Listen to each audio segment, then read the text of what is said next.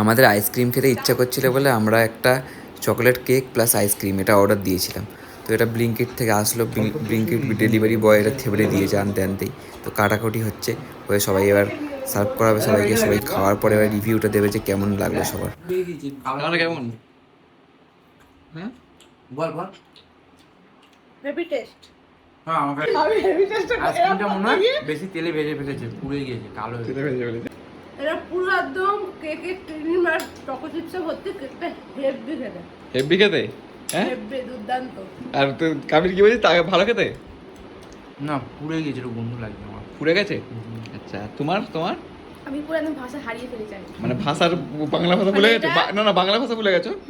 তাই এখন এটা যে তারিফ করব আমি সেটা বলতে পারছি না। ও মানে মানে এত খারাপ খেতে তাহলে? এ হলো কুকুরের পেটে ঘি হজম হয় না। কার কার? ওরা হলো কুকুরের পেটে ঘি হজম হয় না, ওই জন্য পোড়া পোড়া লাগে। আর তোমার? হ্যাঁ, আর তোমার? দাও, এদিকে আসো।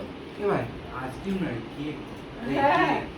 আর তোমার? আমার আইসক্রিম, আমার এটাকে কোনো দিক দিয়ে আইসক্রিম মনে হচ্ছে না, আমার কেকই মনে হচ্ছে এটা।